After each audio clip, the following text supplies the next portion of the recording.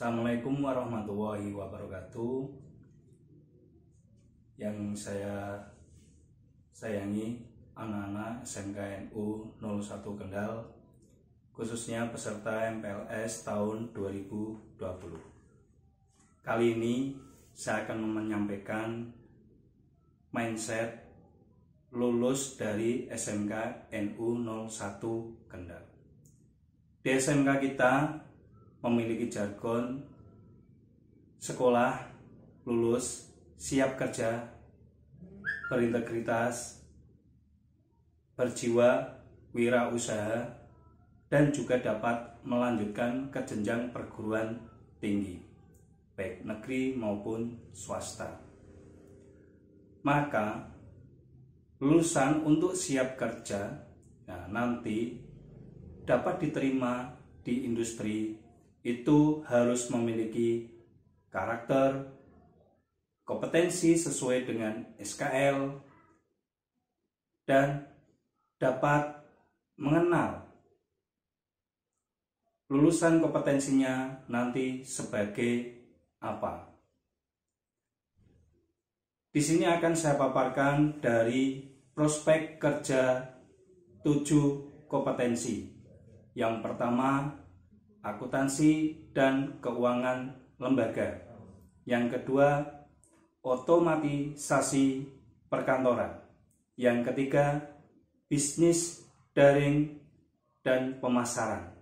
Yang keempat, tata busana. Yang kelima, tata boga. Yang keenam, teknik kendaraan ringan dan otomotif. Dan yang ketujuh, rekayasa perangkat lunak. Berikut paparan prospek kerja lulusan SMK NU 01 Kendal. 1. Akuntan publik. Akuntan publik adalah akuntan yang telah memperoleh izin dari Menteri Keuangan untuk memberikan jasa akuntan publik. Setiap akuntan publik wajib menjadi anggota Institut Akuntan Publik Indonesia atau IAPI, asosiasi profesi yang diakui oleh pemerintah. Akuntan publik berkenaan dengan pelayanan jasa akuntansi bagi masyarakat. Jenis pekerjaan yang biasa dilakukan oleh akuntan publik meliputi pemeriksaan laporan keuangan, bantuan di bidang perpajakan, sistem informasi akuntansi, ataupun konsultasi manajemen. Rata-rata gaji bulanan seorang fresh graduate di kantor akuntan publik sekitar 4 juta rupiah hingga 8 juta rupiah. Sedangkan untuk posisi senior bisa mencapai 8 juta hingga 12 juta rupiah. 2. Internal auditor. Internal auditor bertugas memeriksa atau mengaudit secara internal dalam perusahaan untuk kepentingan bagian manajemen perusahaan. Auditor bertugas memastikan hasil laporan keuangan sesuai dengan aslinya. Selain itu, auditor internal juga memiliki kewajiban untuk memastikan pihak manajemen telah melakukan tugas dan fungsinya secara efisien untuk kemajuan perusahaan. Fresh graduate akuntansi yang menjadi internal auditor di kota-kota besar bisa digaji mencapai 7 juta rupiah hingga 10 juta rupiah per bulannya. Sedangkan untuk perusahaan asing, seorang staf internal auditor bisa digaji di atas 10 juta rupiah. 3. Konsultan pajak. Konsultan pajak merupakan orang yang memberikan jasa konsultasi perpajakan kepada wajib pajak dalam rangka melaksanakan hak dan memenuhi kewajiban perpajakannya sesuai dengan peraturan perundang-undangan perpajakan. Salah satu persyaratan untuk mendapatkan izin praktik sebagai konsultan pajak adalah lulus ujian sertifikasi konsultan pajak atau USKP yang diselenggarakan oleh Ikatan Konsultan Pajak Indonesia atau IKPI. Bagi profesional yang telah lulus ujian ini berhak mendapatkan gelar BAP. Besaran gaji konsultan pajak adalah variatif, tergantung dari jenis pekerjaan, kasus pajak, dan jangka waktu penyelesaian. Semakin kompleks permasalahan yang dihadapi, akan semakin mahal biayanya. 4. Perencana keuangan. Seiring dengan bertumbuhnya golongan menengah dan peningkatan kesejahteraan yang cenderung meningkat dari tahun ke tahun di Indonesia, maka kebutuhan seseorang yang dapat memberikan saran di bidang keuangan juga meningkat. Peluang ini dimanfaatkan dengan baik oleh beberapa orang yang menekuni profesi sebagai perencana keuangan. 5. Kredit analis. Kredit analis biasanya dibutuhkan oleh industri perbankan atau pembiayaan. Tugas seorang kredit analis yaitu mengukur kemampuan calon pencari kredit dalam membayar cicilan dan bunga per bulannya. Kredit analis jugalah yang menilai, mengevaluasi, dan mengusulkan nominal pinjaman yang dapat diberikan oleh bank atau perusahaan pembiayaan kepada calon debitur. Seorang kredit analis, baik di bank maupun perusahaan pembiayaan, memiliki gaji rata-rata sekitar 5,5 juta rupiah hingga 15 juta rupiah per bulan. 6. Wirausaha. Jurusan akuntansi cukup fleksibel untuk bisa masuk ke berbagai bidang usaha, apalagi karena banyak mempelajari tentang pengembangan bisnis. Tidak menutup kemungkinan lulusan akuntansi membuka lapangan pekerjaan sendiri dengan membuka usaha. Ilmu-ilmu dasar seputar pengembangan bisnis seperti strategi pemasaran, komunikasi, hingga tata cara pengelolaan usaha bisa diterapkan saat membangun bisnis milik pribadi. Ditambah lagi, kemampuan dalam hal pembukuan membuat seluruh pemasukan dan pengeluaran bisa tercatat dengan baik. Untuk selanjutnya kita akan lanjut ke prospek kerja jurusan otomatisasi dan tata kelola perkantoran. 1. Resepsionis. Resepsionis adalah orang yang bertugas sebagai penerima tamu di suatu perusahaan, kantor, atau hotel. Seorang resepsionis harus memiliki sifat yang ramah terhadap tamu agar memberikan kenyamanan terhadap pelayanan perusahaan. 2. Sekretaris adalah sebuah profesi administratif yang bersifat asisten atau mendukung. Tugasnya ialah melaksanakan pekerjaan rutin, tugas-tugas administratif, atau tugas-tugas pribadi dari atasannya. Seorang sekretaris harus mampu mengemban tugas dari atasannya. 3. Staf administrasi. Seorang staf administrasi dituntut untuk melakukan pengorganisasian data, dokumen, hingga jadwal-jadwal dari petinggi di suatu perusahaan. Intinya, seorang staf administrasi dituntut untuk rapi dan tahan tekanan. Seorang staf administrasi dituntut untuk menjadi orang yang teliti terkait pekerjaannya yang banyak berkaitan dengan penyusunan data hingga agenda kerja. 4. Staf personalia. Personalia adalah serangkaian kegiatan mengelola sumber daya manusia untuk berbagai urusan yang terkait dengan administratif. Selain itu, personalia juga mengatur hubungan industrial antara perusahaan dan karyawan. Tugas seorang personalia adalah mengurusi hal seperti soal gaji, presensi, cuti, dan administrasi karyawan lainnya. 5. Event organizer. Event organizer adalah pengelola suatu kegiatan atau pengorganisir acara. Misalnya jika suatu perusahaan mempunyai sebuah acara seperti memperingati hari berdirinya perusahaan, itulah tugas dari I.O. untuk mengatur jalannya acara. Seorang event organizer perlu memiliki kepribadian yang kreatif dan inovatif, serta tanggung jawab yang besar. Untuk selanjutnya, kita akan lanjut ke prospek kerja jurusan bisnis daring dan pemasaran. Simak berikut ini. 1. Pramuniaga. Pramuniaga adalah seorang yang bekerja di sebuah perusahaan yang bergerak di bidang perdagangan dengan tugas utamanya melayani konsumen di tempat tersebut. Oleh karena itu, seorang pramuniaga juga kerap disebut sebagai pelayan toko. 2. Sales marketing. Fungsi seorang sales dalam menjalankan tugasnya adalah untuk menjual produk. Oleh karena itu, seorang sales harus memiliki kemampuan untuk bisa berkomunikasi dengan baik kepada setiap orang yang berhubungan langsung dengan produk tersebut. 3. Telemarketer. Telemarketer bertugas menjual atau memasarkan barang atau jasa melalui telepon. Untuk melakukannya, seorang telemarketer harus menghubungi klien dan calon pelanggan untuk menjelaskan produk atau jasa yang ditawarkan dengan baik. 4. Kasir.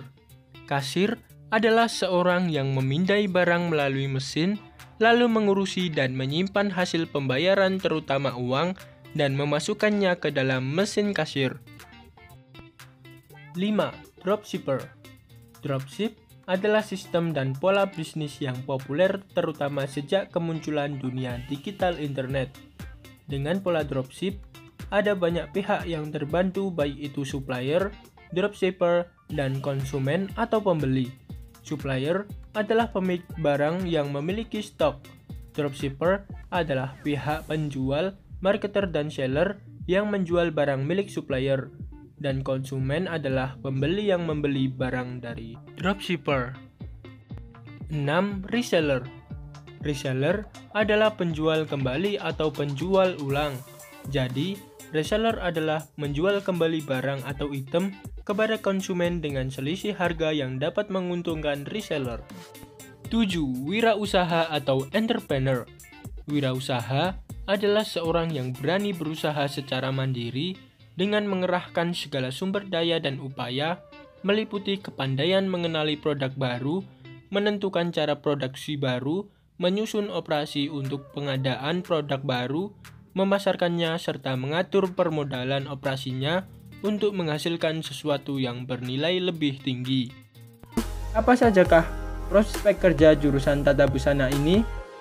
Simak terus pembahasannya ya.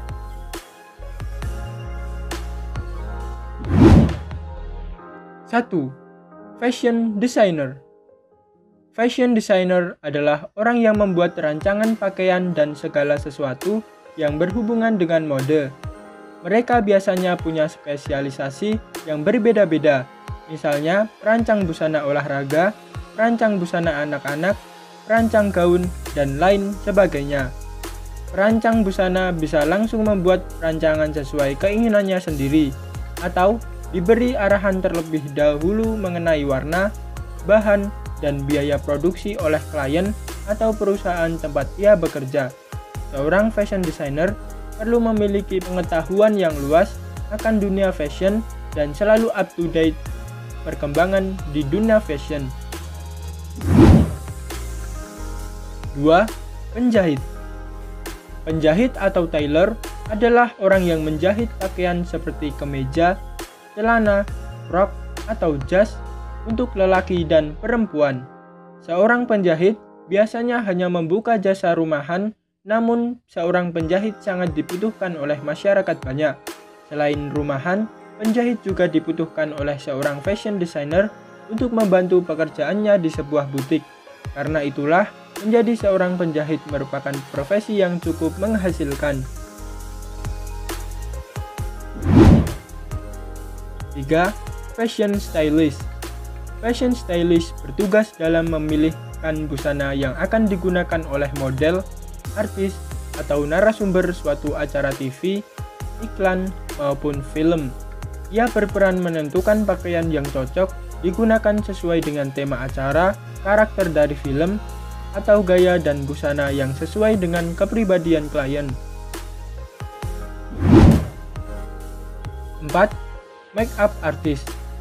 Make-up artist adalah seniman yang menggunakan tubuh manusia sebagai sarana dalam menerapkan make-up untuk kebutuhan teater, film, fashion, majalah, dan lainnya, termasuk dalam bidang industri modeling.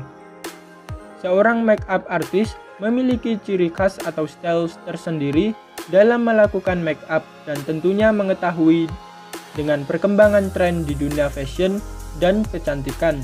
Bukan hanya lulusan tata rias saja yang bisa menjadi seorang make-up artist. Tata busana pun tidak menutup kemungkinan untuk menjadi seorang make-up artist. 5. Wedding stylist. Wedding stylist membuat konsep pernikahan secara menyeluruh dengan memperhatikan estetika, mulai dari dekorasi pelaminan dan ruangan pesta, rancangan bunga, pakaian yang akan dikenakan kedua mempelai, baik saat akad nikah ataupun pemberkatan, juga saat resepsi, seragam untuk keluarga, busana pagar ayu dan pagar bagus dalam konsep pernikahan tradisional, penerima tamu, dan lain sebagainya. 6. Bekerja di industri garmen atau konveksi. Di industri garmen atau konveksi, terdapat posisi yang berbeda-beda setiap karyawannya. Contohnya, pembuatan pola, pemotongan, penjahitan, pemasangan pernak-pernik, dan sebagainya. 7. Berwirausaha. Lulusan jurusan tata busana pun juga dapat berwirausaha, misalnya dimulai dengan usaha kecil, menjual desain atau pakaian jadi secara online, dan dapat berkembang sampai membuka bisnis butik sendiri. Nah, itulah prospek kerja jurusan tata busana. Bagaimana? Apakah tertarik masuk di jurusan ini? Sekian pembahasan pada video kali ini. Jangan lupa subscribe jika menurut kalian channel Bang Di TV bermanfaat. Jangan lupa like dan share juga agar dapat memberikan informasi bermanfaat ke teman-teman kita. Jika terdapat saran, kritik, dan pertanyaan, dapat kamu ketikkan di kolom komentar. Terima kasih atas dukungan kalian.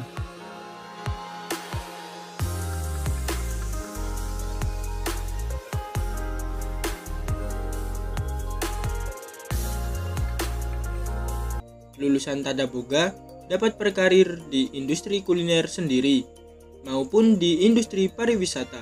Lulusannya dapat berkarir sebagai koki atau chef, baker, barista, atau bartender di berbagai hotel, restoran, dan kafe. Selain itu, lulusan Tata Boga juga memiliki kesempatan untuk mengembangkan usaha kuliner sendiri. Kebayang nggak nih, di semua tempat, entah itu hotel, rumah sakit, perusahaan, dan lain-lain, sangat memerlukan adanya juru masak. Jadi, yakin nih nggak masuk Tata Boga? Bukan hanya itu saja, jika Anda adalah orang yang inovatif dan pandai meracik makanan dan minuman, dan juga ingin menjadi seorang pengusaha kuliner, tidak menutup kemungkinan tempat makan, restoran, atau kafe yang kalian rintis akan menjadi suatu tempat yang favorit bagi banyak orang. Nah, sekarang waktunya untuk menjelaskan bagaimana prospek kerja jurusan teknik mesin ini. Kita mulai sekarang. Nah, ini yang pertama, prospek kerja dari teknik mesin adalah perusahaan dan industri. Di suatu perusahaan atau industri pasti menggunakan yang namanya mesin. Nah, itulah prospek kerja umum para lulusan teknik mesin di setiap tahunnya. Contoh industri yang sangat membutuhkan lulusan jurusan teknik mesin adalah industri manufaktur, pertambangan, konstruksi, otomotif, dan lain-lain. Setiap tahunnya, perusahaan besar di berbagai industri tersebut terdapat ribuan pelamar kerja. Jadi, persiapkanlah dirimu untuk jadi salah satu yang lolos seleksi. Nah, ini dia salah satu contoh industri manufaktur. Kita lanjut. Yang kedua, pertambangan. Bidang pertambangan di Indonesia memang sudah menjadi salah satu profesi yang cukup bergengsi. Bidang pertambangan juga selalu mencari pekerja lulusan teknik mesin. Tidak bisa dipungkiri bahwa adanya para lulusan jurusan ini sangat membantu proses kerja pada pertambangan karena banyak bergantung pada mesin. Contoh perusahaan tambang terbesar di Indonesia adalah Pertamina, Freeport, Pama Persada, dan lain-lain. Ini dia contoh dari gambar prospek kerja teknik mesin menjadi operator mesin tambang. Selanjutnya kita lanjut ke nomor 3, konsultan teknik. Nah, menjadi seorang konsultan teknik tidaklah mudah, perlu pengalaman dan ilmu yang baik. Tugas seorang konsultan teknik adalah mencari sebab-sebab dari sebuah masalah, lalu menganalisanya sehingga seorang konsultan teknik dapat melihat apa yang harus diperbaiki atau dioptimalisasikan. Profesi ini perlu berkomunikasi pada klien atau owner sehingga perlu komunikasi yang baik dan lancar. Jadi untuk menjadi konsultan teknik ini, Anda harus memiliki pengalaman yang baik, komunikasi yang baik dan lancar untuk berkualitas, menjadi konsultan teknik yang berkualitas. Selanjutnya, membuka bengkel bubut. Yang keempat, bengkel bubut merupakan bengkelan yang menggunakan mesin bubut sebagai mesin produksi utamanya. Pada dasarnya, benda-benda yang dapat dihasilkan oleh mesin bubut ialah benda yang mempunyai bentuk bulat ataupun berbentuk bulat melingkar, seperti pipa, shaft, ring, gasket, shaft sleeve, bushing, dan lain-lain. Jasa ini sangat diperlukan untuk bidang otomotif, konstruksi, dan lain-lain. Ini adalah gambar mesin bubut di suatu bengkel. Selanjutnya, nah ini adalah yang terakhir.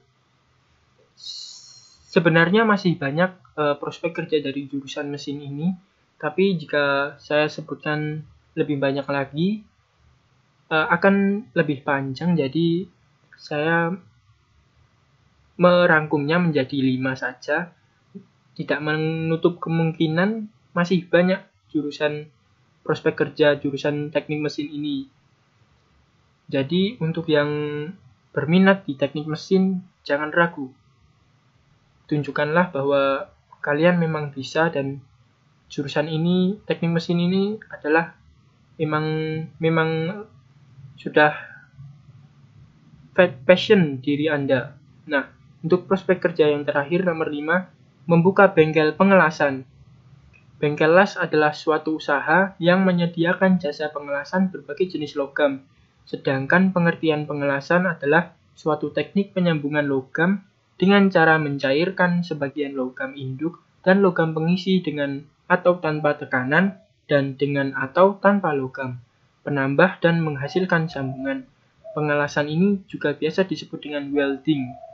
Keterampilan sangatlah dibutuhkan bagi para pekerja pengelasan agar menghasilkan karya-karya yang bagus dan rapi, agar dipercaya para pengguna jasa bengkel las ini.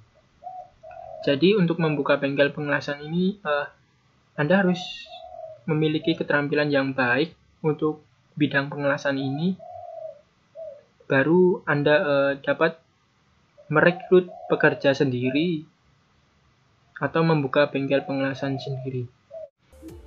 Dan kita lanjutkan ke prospek kerja dari jurusan rekayasa perangkat lunak. Yang pertama adalah programmer. Programmer adalah seorang yang dapat menguasai bahasa pemrograman dan dia dapat mempresentasikannya ke dalam sebuah bentuk aplikasi Android, software komputer, maupun website. Di gambar ini adalah contoh seorang programmer. Dan yang kedua adalah IT security. IT security adalah seseorang yang bertugas menjaga keamanan sebuah data dalam suatu server. Contohnya, menjaga sebuah server dari ancaman hacking dan brute force seperti DDoS device sehingga orang dapat mencuri data maupun mematikan server kita. Biasanya IT security ini diperlukan oleh perusahaan besar. IT security diperlukan untuk melindungi server dari ancaman hacker. Dan selanjutnya, untuk yang ketiga adalah teknisi komputer. Teknisi komputer adalah seseorang yang bertugas menangani kendala saat komputer perusahaan atau perseorangan mengalami kerusakan atau error, sehingga seorang teknisi komputer dapat memecahkan masalah pada komputer itu. Jadi bukan hanya lulusan TKJ yang dapat menjadi teknisi komputer. Lulusan jurusan rekayasa perangkat lunak juga berkesempatan untuk menjadi teknisi komputer. Seorang teknisi komputer harus handal dalam merakit komputer. Untuk selanjutnya, nomor 4, web developer. Web developers adalah seseorang pengembang sebuah website agar isi dari sebuah website itu bisa digunakan secara keseluruhan. Tidak hanya itu, seorang website developer harus bisa mengatur data-data yang ada pada website tersebut. Web developer perlu rutin mengupdate artikel di web, Web yang dimaksud adalah bisa Blogger maupun WordPress. Selanjutnya, nomor 5 adalah web designer. Web designer ini berbeda dengan web developers. Web designer ini biasanya seseorang yang bisa memperindah website agar menjadi lebih enak dipandang. Biasanya web designer ini adalah pembuat template maupun script untuk sebuah website. Jadi seorang web designer perlu memiliki sifat yang teliti dan kreatif, karena tugasnya adalah memperindah website agar menjadi lebih enak dipandang. Untuk selanjutnya adalah 6. Data mining. Data mining atau penggali data adalah sebuah pekerjaan sulit-sulit gampang. Data mining ini dibutuhkan oleh perusahaan invest maupun marketing, karena data mining dapat menemukan informasi-informasi tak terbatas di Google maupun internet. Seorang data mining mampu leluasa menjelajah internet. Untuk selanjutnya, atau yang terakhir adalah 7. Developers. Developers adalah seseorang yang memprogram dan mengembangkan aplikasi atau gamenya sendiri, sehingga aplikasi atau game itu bisa berguna bagi orang lain. Dan tugas dari seorang developers ini biasanya update pemrograman aplikasi atau game agar lebih nyaman digunakan. Di gambar ini adalah contoh dari developers game Rockstar Games, perusahaan developer game sukses dunia. Di atas 7 kompetensi kalian, selain peluang yang ada di industri, di SMK NU 01 Kendal merupakan sekolah pencetak wirausaha. Dalam prosesnya nanti bagaimana untuk merumuskan sesuai dengan standar SKL lulusan, siswa-siswi dalam proses akan didampingi dan dikenalkan bagaimana cara berwirausaha. Jadi, anak-anak kelas 10 peserta MPLS tahun 2020, ya, kalian tidak salah memilih SMK NU 01 Kendal. Karena selain dijamin nanti dicarikan pekerjaan, nah, kalian akan dikawal dan didampingi soal pendanaan dalam berwirausaha. Lulus SMK NU 01 Kendal, siap kerja, jiwa wirausaha, dan siap melanjutkan ke jenjang yang lebih tinggi. SMK hebat, SMK bisa. Wassalamualaikum warahmatullahi wabarakatuh.